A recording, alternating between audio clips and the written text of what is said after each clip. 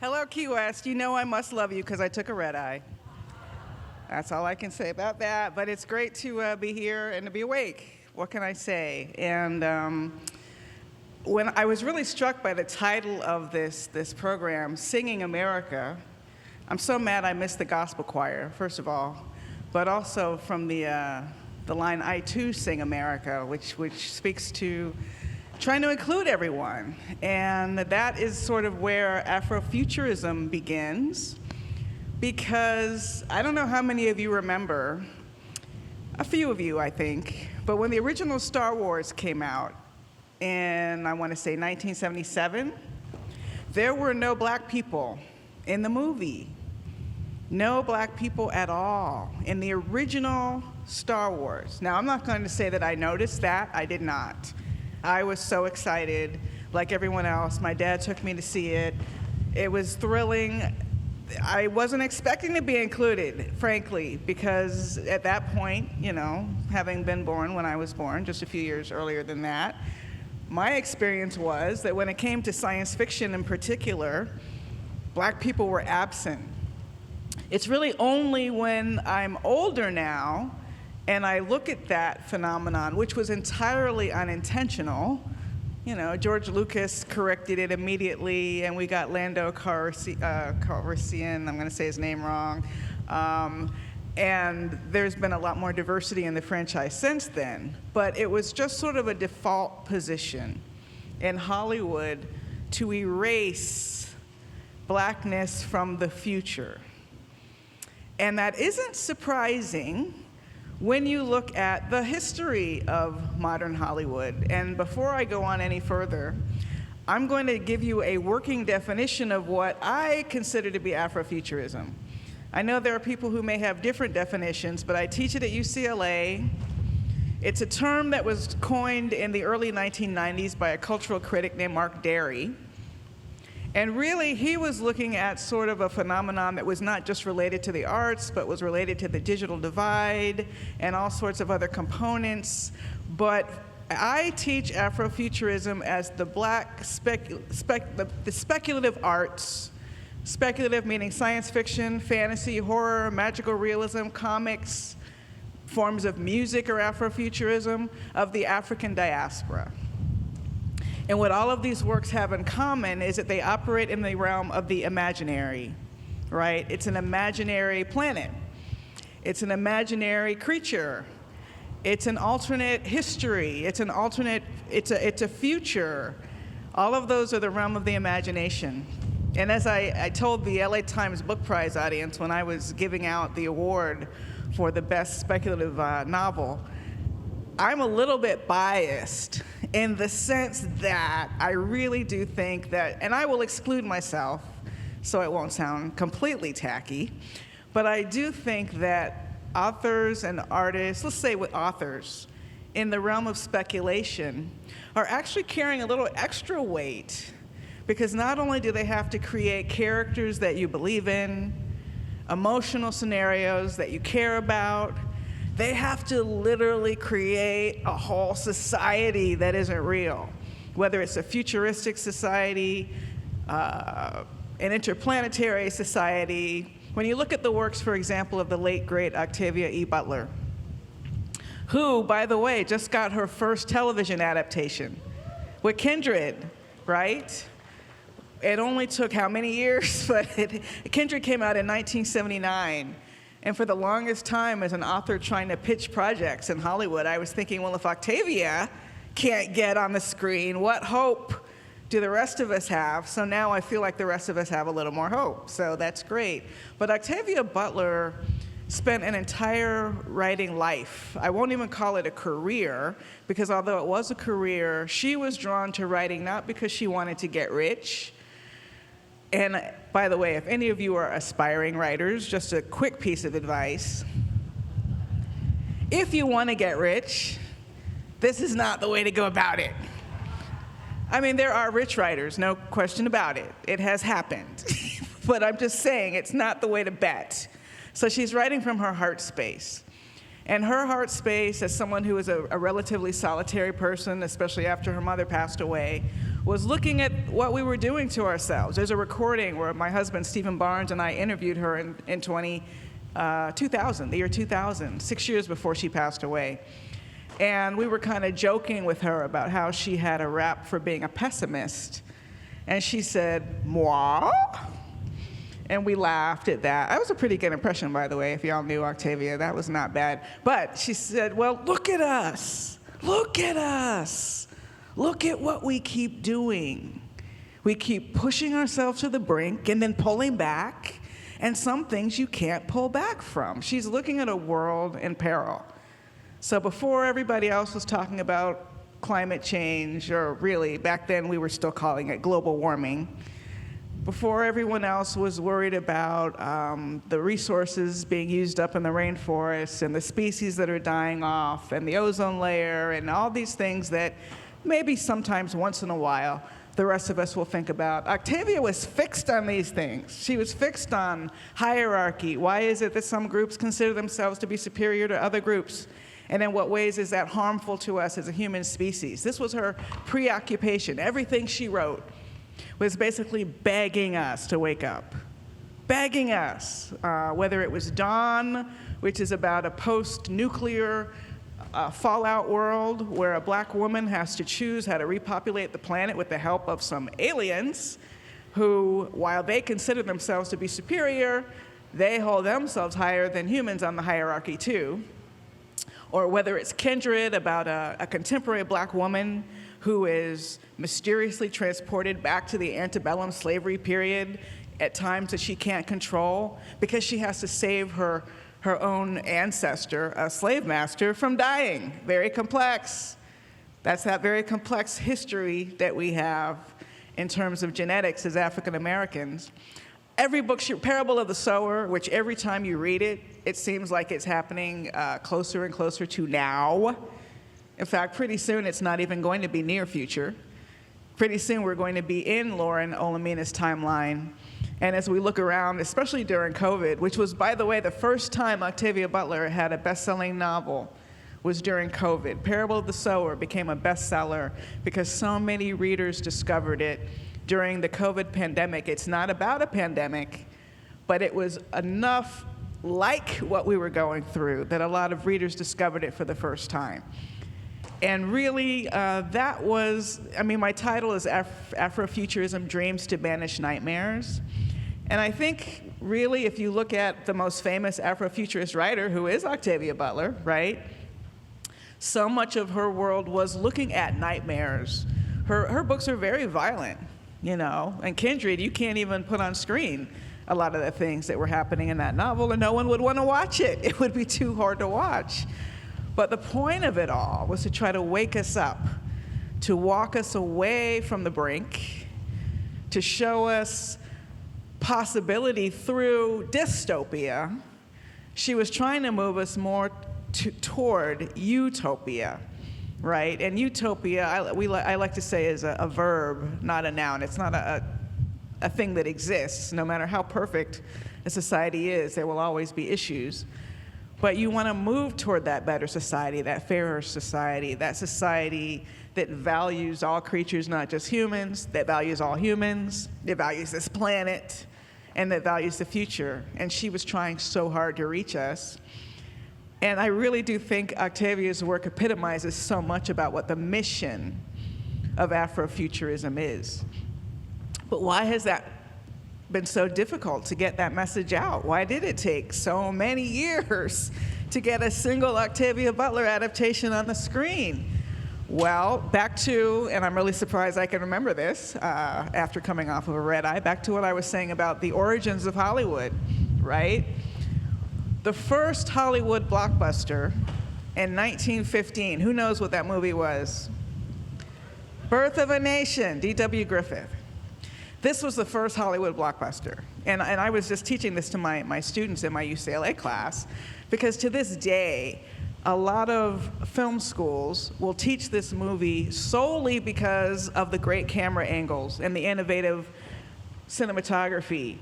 And it was all those things. I was showing clips to my students. The scene of Lincoln's assassination looks like documentary footage, except for all the the makeup on his face that makes him look like a raccoon, because I guess they didn't like Lincoln. So Lincoln looks like a villain before he gets shot. But the Civil War footage looks like a documentary. But the whole point of that movie is to romanticize the Confederacy and the rise of the Ku Klux Klan. In fact, the Klan was like, oh, those robes look great. That cross burning looks great. We should use that. That was the movie, and it has very specific moments where white actors in blackface are trying to either menace white women, like there's one character who literally chases a white woman who's so upset that she's being chased that she jumps off of a cliff rather than be touched by this man. And then another one, and the Klan comes to the rescue. That's the point of The Birth of a Nation. And that was this nation's first blockbuster.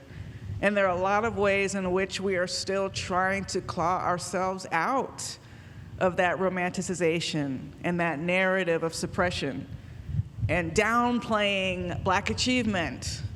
In Louisiana, just a quick, in Birth of a Nation, you would think Reconstruction was just Black people in Congress banging their shoes on the table.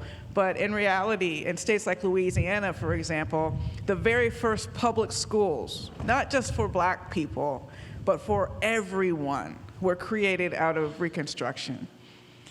But Black people having too much power is a scary notion to certain segments of the population. None of y'all, not y'all, because y'all are here, allies. We love allies. But you know what the political climate is. You know what I'm talking about. We're still fighting to take down those statues that were erected about the same time Birth of a Nation was released. This was all a concerted effort nationwide to romanticize the Confederacy and to turn back progress in terms of inclusion and equality. And this is just a cinematic example. You can extrapolate that out throughout society in terms of forms of suppression. But messaging is what was at the forefront in Birth of a Nation. And it was very powerful messaging. People had never seen a movie like this. Movies back in those days were much shorter. This is a long, are there any kids here? Ass movie. It's more than 2 hours long. It looks so real. The Black people are so scary, except for the good ones. The good ones are nice, the servants, the faithful servants. These are the kinds of stereotypes that come up even again now in our contemporary cinema. I talk a lot about horror. I should tell you all who I am. That would be nice. I'm an author. I'm breaking into screenwriting, and I teach Afrofuturism and Black horror at UCLA. And I was an executive producer on a documentary called Horror Noir, A History of Black Horror, which is also a form of Afrofuturism, horror being fantasy. The only difference is horror exists solely to create that feeling of dread. So if you're feeling that feeling of dread, it might be something that isn't considered horror, but if it's horror to you, it's horror. Horror is in the eye of the beholder. And for those of you who love horror, which I do, I love it despite several tropes that have emerged over the years, especially in Hollywood. I'm using cinema because so many of us have seen films in common, whereas we might not have all read as many books in common. So some of the common tropes that turn up and why Black artists have to kind of push back are things like the magical Negro. You might have heard this term. The magical Negro, in horror especially, is that character who exists solely to share perhaps a voodoo spell or a solution to a curse. That person is also considered often a spiritual guide, which is another stereotype and trope that shows up in a lot of these films. The spiritual guide, you see this a lot with Native Americans. If there were no spiritual guides and magical characters, Native Americans would be absent from horror pretty much because they almost exist solely to be tropes in horror. But the spiritual guide is, of course, that person of color who exists to steer and guide the protagonist to safety, sometimes at their own peril, which leads to another trope, which is the sacrificial Negro. The sacrificial Negro. And you can probably think of examples. I'll give you one. It's kind of a spoiler, but you should have seen it by now. In the movie Annabelle, I don't know, it's the haunted doll. I love that franchise, okay? I'm not boycotting it. But if you watch that first Annabelle with the great actress Alfre Woodard, she appears only as a spiritual guide. If she doesn't know these people, she doesn't even know these people, but she puts herself at risk. She's giving them advice, and then she literally leaps out of a window to sacrifice herself to save these young strangers. That's what tropes are. And very often tropes are just, frankly, lazy writing. They're not often coming from any actual antagonism. I attribute it very often to people who don't have diverse circles of friends who can read their scripts and say, oh, no, that does not work. And also, honestly, hearkening a little bit back to that safe image of the faithful servant, going all the way back to the birth of a nation, right? Because I think there's a big fear of reprisal that drives a lot of our politics. A lot of our gun culture is all about fear of reprisal.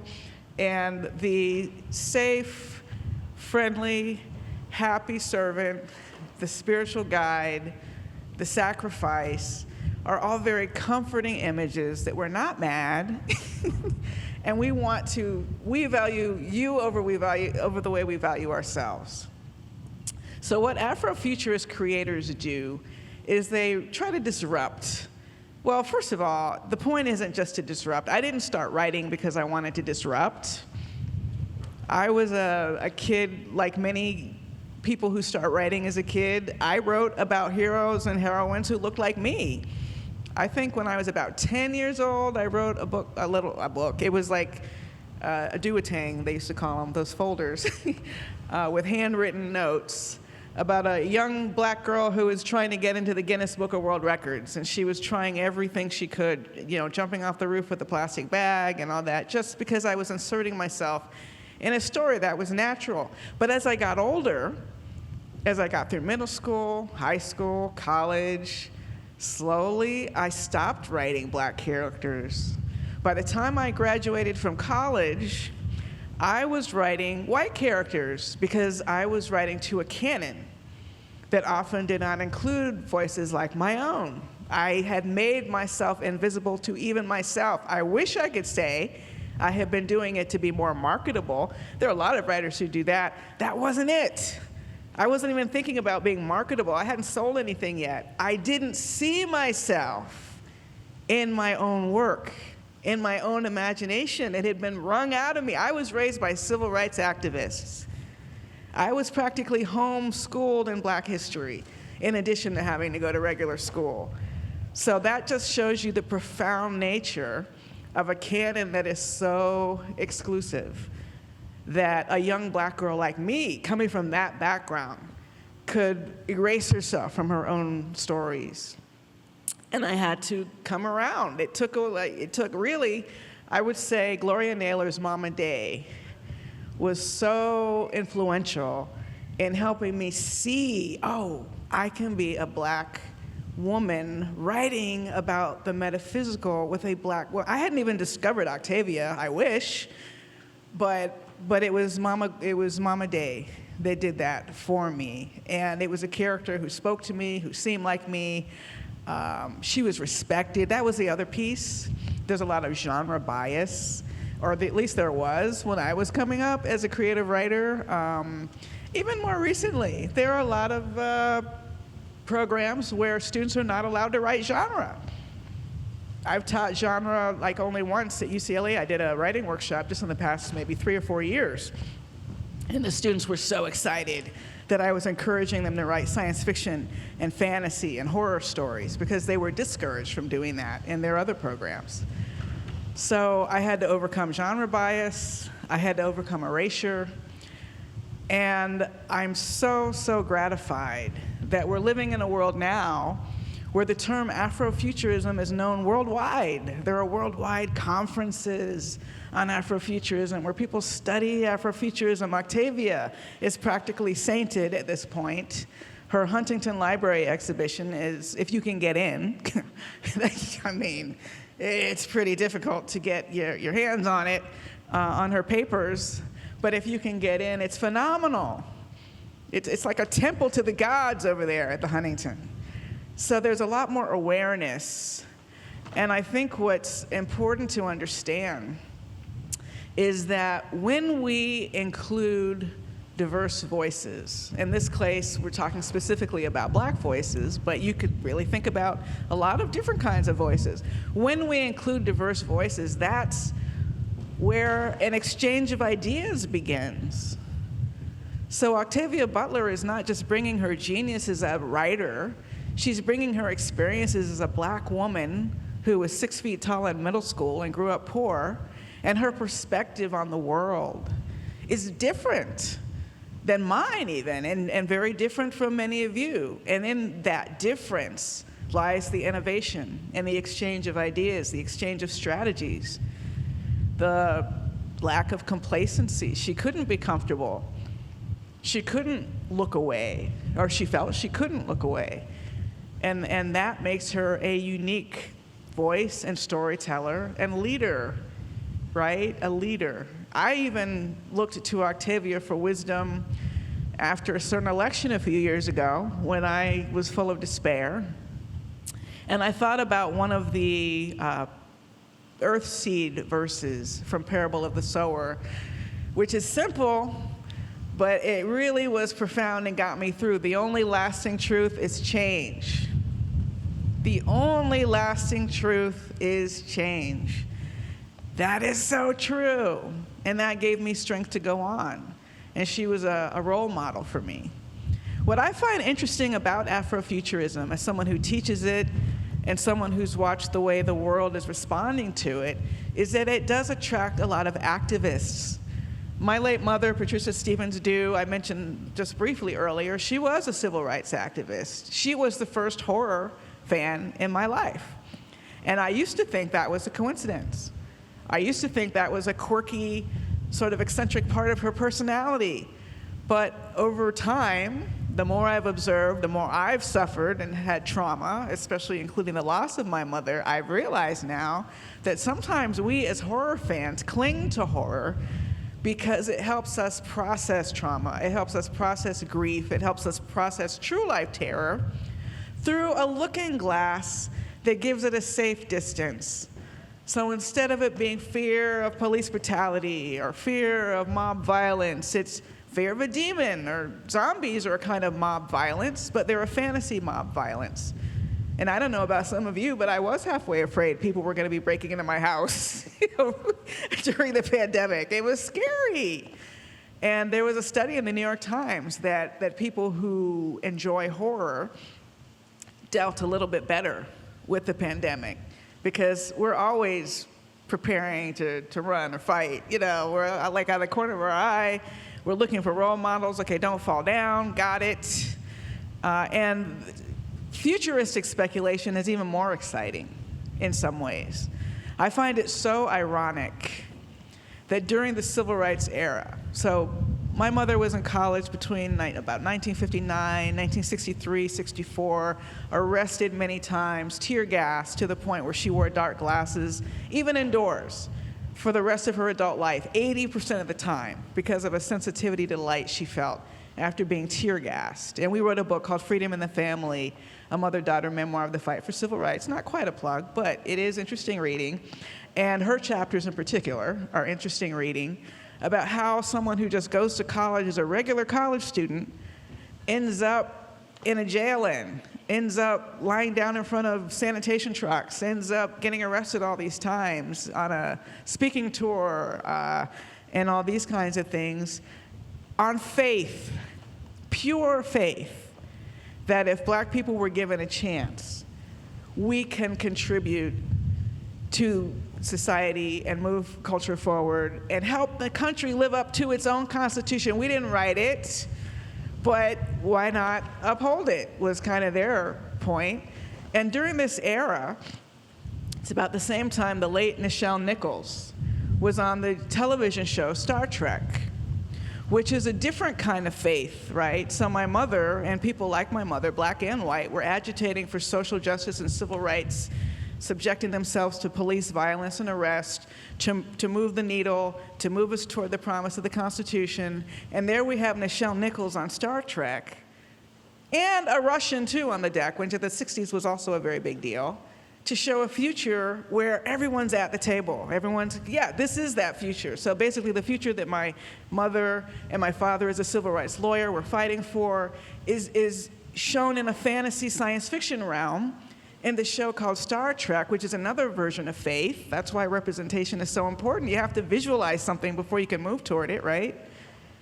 And while all this is happening, you had these women at NASA, the hidden figures, who actually were helping to get the United States into the space race, who actually were doing the work. My mother didn't know about those black women at NASA. They had no idea. It was faith to them.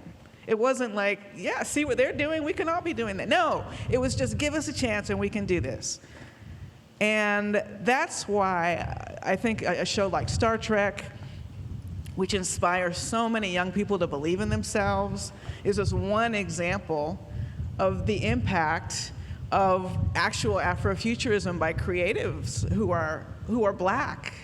So we have a world where we have the N.K. Jemisons and the Nnedi Okorafor and so many, I mean, really literally too many to mention, which to me is fascinating because when I was teaching at Spelman College, when I first started publishing, I'll go way back to 1997, when I first started publishing, I was invited to a college called Clark Atlanta University that was having a first of its type conference called the African American Fantastic Imagination, Explorations in Science Fiction, Fantasy, and Horror. Brand new writer. And I was brought to be on a panel, just like it would be here, with Samuel R. Delany, who was Octavia Butler's mentor and is still living and writing. Octavia Butler, Stephen Barnes, I liked him so much I married him. Jewel Gomez, who's still writing, and her Gilda Stories novel has just been reprinted and republished, and I believe is being adapted some kind of way, either to stage or screen. That was it, though. I mean, they were like Afrofuturism, that was it on the stage. And now you couldn't fit the Afrofuturist authors on one stage. You couldn't fit them all, which is an extraordinary advance in a short amount of time. But it's just an example of how a few people, like this thing my mother told me, was that in activism, you know, if you see a march of 1,000 people, it didn't start out like, you think 1,000 people were going to the meetings? No. There were, first it was her and her sister, that was it, passing out flyers in their dorm. And maybe you get 5 or 6 people to go to a meeting. And then you do your protest and those 5 or 6 people get arrested. And now people are paying attention. They get upset that their classmates got arrested. It starts to swell. That's how movement is born. My mother used to always say, ordinary people can do extraordinary things. And so that's how I look at the work of someone like Octavia Butler, or her mentor, Samuel Delany, in the 60s, outwriting science fiction writers far older than he was, who had many advantages he did not have. Just such an incredible artist, getting nominated for the top prizes as a black man at a time when racism was out loud and in people's faces. Just people would just say there was no shame in talking about the fact that you didn't think people wanted to read work by black writers, or that was just, you're just talking about facts back in those days, even in these days sometimes.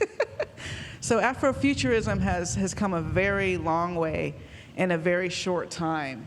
And I see that as good news for all of us. If anyone has enjoyed an Octavia Butler novel, if anyone has enjoyed the music of Janelle Monáe, or hey, or George Clinton and Funkadelic, if you've enjoyed Prince, Missy Elliott, Miles Davis even is an innovator. In music, Afrofuturism often is sort of either blending of musical genres in a way that moves that form forward, which is what Miles Davis did when he created sort of this electro jazz sound that he did, or music that literally is centered in the future.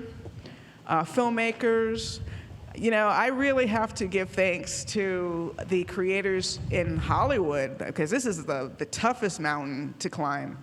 Black artists have always been able to get their records produced, even if they had to put white people on the LP covers, they could still get their music out in the world. But getting a movie made is a miracle. Even in the year 2023, it's still a miracle. But it's always been a miracle.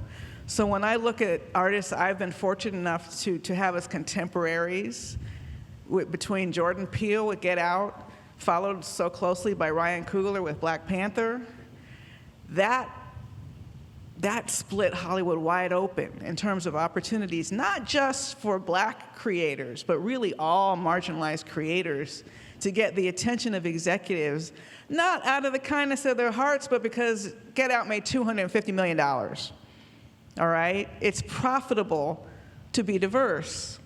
That's the thing that even corporations get that, that it is profitable to be diverse. And for us as people who appreciate art, we can look at the term profitable not as bringing in money or the bottom line, but that it profits our thinking, it profits our exposure, it profits our imaginations to have diverse artists, especially in the realm of the future, especially in the realm of fantasy, creating what-if scenarios.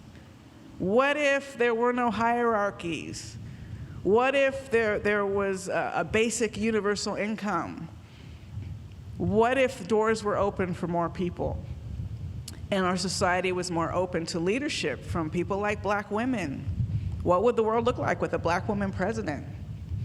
I don't know. Probably we wouldn't like her anyway. We never liked the president. But still, the things you have to do to be the president makes it kind of a no-brainer that eventually they're going to make us mad. But it's just having that imagination to create, for artists like I was as a kid who wanted to dream of stories with myself, but I was so inundated by images that didn't include me that I forgot what I looked like in my own work. And you don't know who those artists are going to be. You don't know who they're going to grow up to be. I mean, I'm old enough now, unfortunately, that I have people telling me that they read me when they were a kid, and they've gone on to do all kinds of things, like people you wouldn't even imagine. You're reaching through art. And art can sometimes move hearts and minds a lot more efficiently than statistics and news stories and videos of police shootings. Because in art, we create characters who feel real, to navigate us through lands that aren't real but are somehow still true. And there's a difference, because we can tell truth through our lies very often, sometimes more effectively than just listing facts, to move people toward change. And that's where the dreams come in. We know what the nightmares are. We know what the nightmares of history are. We know what the nightmares of just living, watching our parents age, worrying about our children. We know what the nightmares are. That's why we turn to books and film and music to help us escape from those true life nightmares. And Afrofuturism is just another realm where we can see and celebrate difference. Not just a different sort of cosmetically, but a different viewpoint, a different approach. You know, marginalized cultures are a little more distrustful of the system, for example. They have to innovate outside of the system to get around the system, to make a way out of no way, which is one of my favorite sayings. That's just something that marginalized people have been forced to do. And that's really a kind of mindset that I think benefits everybody. There's no sense in us being too trusting of a system. We have to be skeptical. We have to pay attention like Octavia did. She was a voracious consumer of news and a voracious reader of books on science and wanted to know what the world was really made of. So Afrofuturism benefits us to create a future that is for everybody. I don't know, do these have questions and answers or? Yeah. I have about 10 minutes, right? So I can go on and on, But if anyone has a question, yes. I think there's a mic. Oh, thank you. I'm directing. I love answering questions, so yeah, I appreciate that. Please stand if you have a question. We'll bring the mic to you. Sure. Hi. Hi. So excited to meet you. Thank you. I am a horror fan, so I prefer the dystopian to the utopian. And I did read all of Ellen Datlow's best of horror books during the pandemic. My question to you is, these are all Afrofuturistic writers we are familiar with. I mean, Octavia Butler and you, and all of these people. Can you tell us a little bit about some of the rising voices? Oh, I love that. Starting to see. Absolutely. One of the things I'm happiest about is that, okay, I'm going to forget names now. Doggone it. No, I got it. Okay. Is that I have a syllabus of like short film creators, short story writers that I've been teaching my students at UCLA. And when Shudder and AMC decided to do a black horror anthology called Horror Noir, one of the works fell through that they wanted to adapt. And the executive called me and said, can you suggest a short story? And I was like, this is my favorite thing to do. I really would it's almost as much fun for me to get other people work as it is to get myself work. So I thought, oh, well, there's a great story called Bride Before You by Stephanie Malia Morris.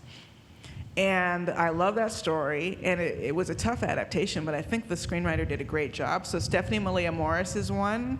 Kai Ashanti Wilson wrote something that's available free on Tor.com called The Devil in America, which is a non-linear story. You have to be a little patient. It has its own kind of vibe, but it's chilled me to the bone. It's basically, one of the things we try to do in fantasy and horror is make sense of things that don't make sense in the real world. So what doesn't make sense is why a group of people would burn up an entire community of other people.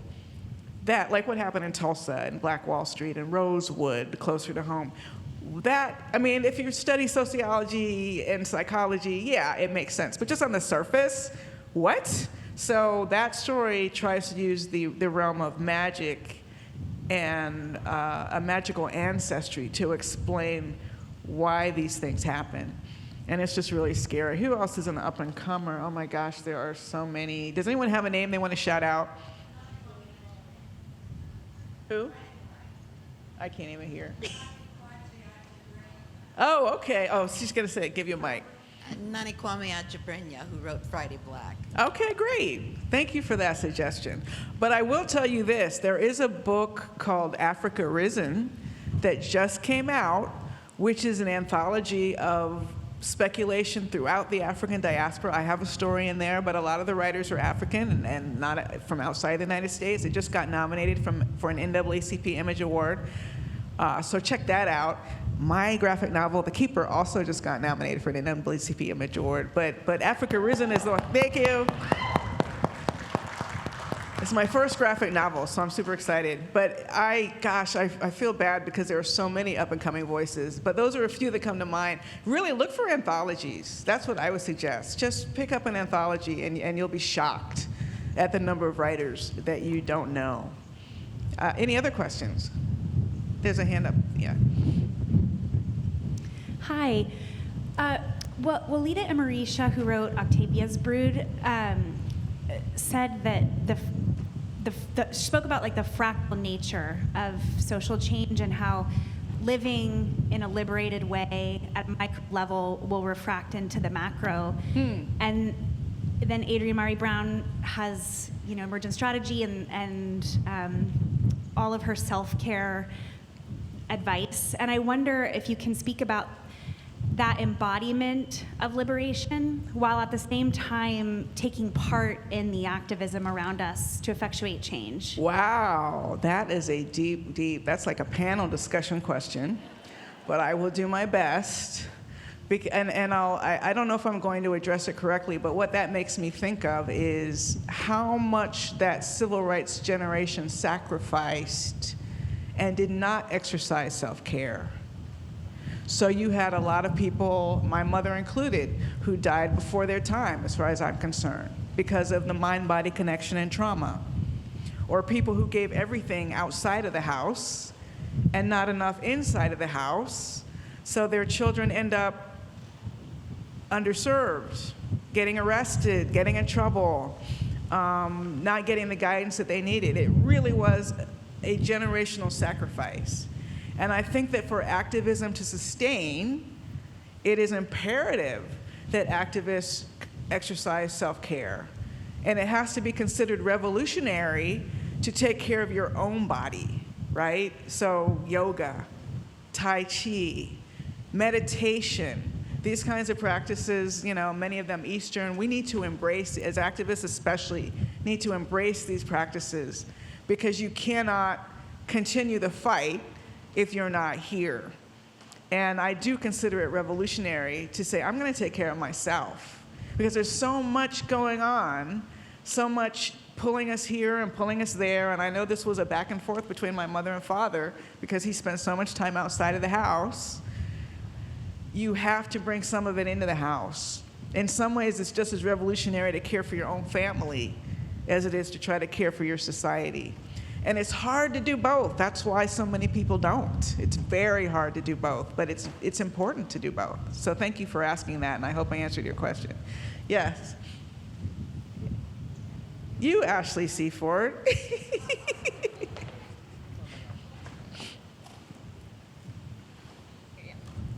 Hi, I am a big fan. Thank you. Obviously.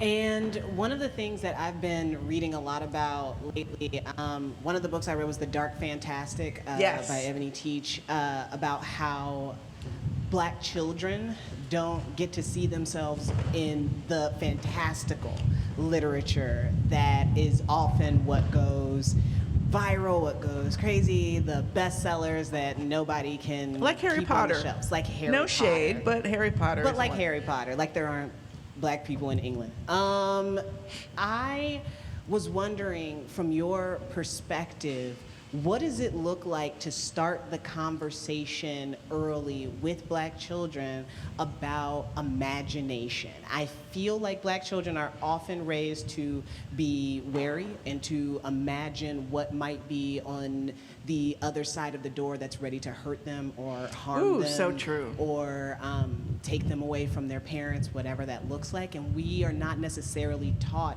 as much and as well how to imagine in the opposite direction, how to imagine how beautiful our lives might be on the other side of that door, the care we might find on the other side of that door. What does it look like to include children, not just in the reading of those stories, but in the creation of them, so that we can build that imagination and they can see themselves before they get to the place where they start being stripped of that by the canon? And that also is a panel discussion. That's a great question. And, there are a lot of it. You're so right about that. One of the things people may not realize is that to this day, and certainly in previous generations, so much of what Black children are taught is their limitation, right?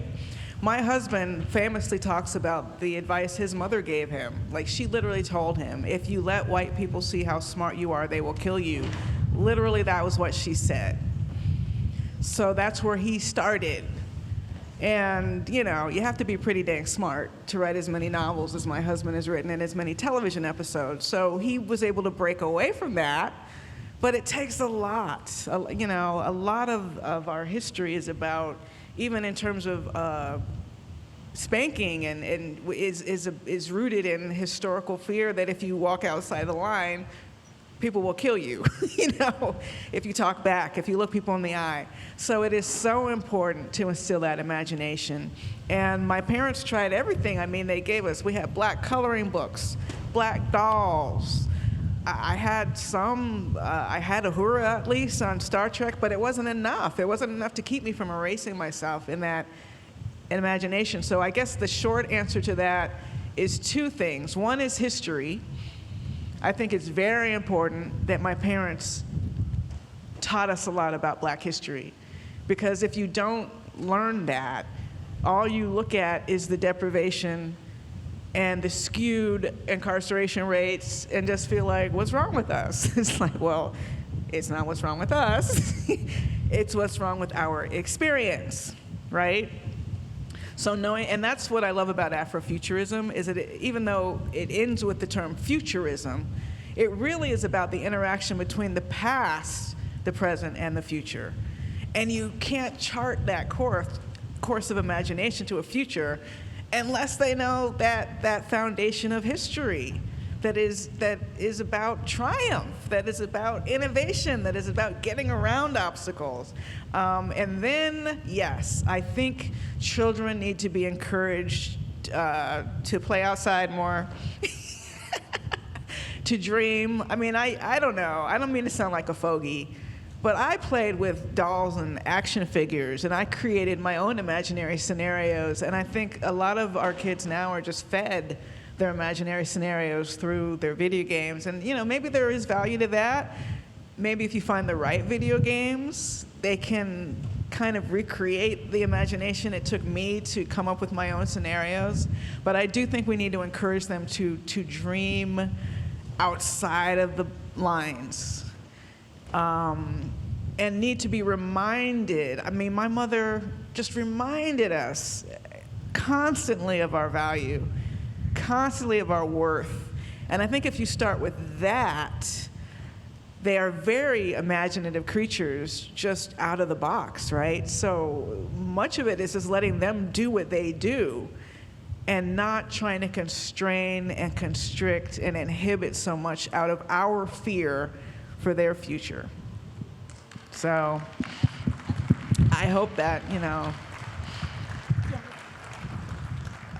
Hello. Yes. I want to say what an inspiration you are. I write speculative poetry, and that's another sub-area within it that's Yes. also taking off. But not to disagree with you, but a comment came to mind for me to pose to you, and that is when Samuel Delaney and Octavia Butler were on a panel at the Smithsonian Institute just a few years before she died. She was asked if she wanted her work to be filmed, and she was very strongly against the idea.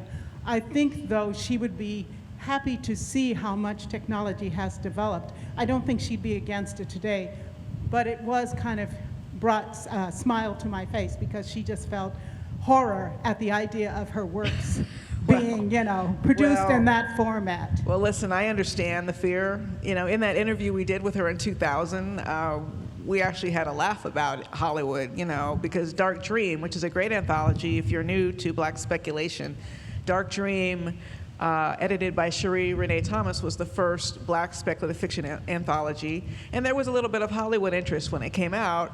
And we were talking about that, and Octavia said, well, Hollywood. And we all laughed and laughed and laughed. So even within Kindred, obviously there are readers who are going to look at obvious differences between the book and the series and feel a certain kind of way about it, right? It's very difficult to do adaptation. But I think Octavia, rightfully so, didn't trust the machine of Hollywood to treat her work with respect. And I do think these creators tried to treat her work with respect, but it's difficult. It's really, really difficult to get a Black female-led series or movie made. The different gatekeepers you have to go through, what does and doesn't feel realistic to them based on their experiences, even within fantasy. It's like, well, I don't believe in a Black woman being that smart. They're not going to say that out loud, but that's what they're thinking, right? So it's really hard to get past all those risk-averse executives who are afraid if they make the wrong decision, they get fired, without turning it into something that was not at the root of the project, like where you wouldn't even recognize it. And so I can understand why she was nervous about it. But I really do think that we're in a period where it's a lot more likely that we will see faithful adaptation because more Black creatives are getting a seat at the table. More like people like me who didn't have any screenwriting experience or training, frankly, are being encouraged to sit in the writer's room or be a showrunner. They'll pair you with a more experienced showrunner, again, because they have learned the value the money that comes from authenticity in these projects. And they don't want to get roasted on Twitter, I guess, too. Although that's not as big a thing. I'm going to miss that roasting on Twitter. Yeah. We're at time. Thank Okay, you. well, thank you very much, everybody.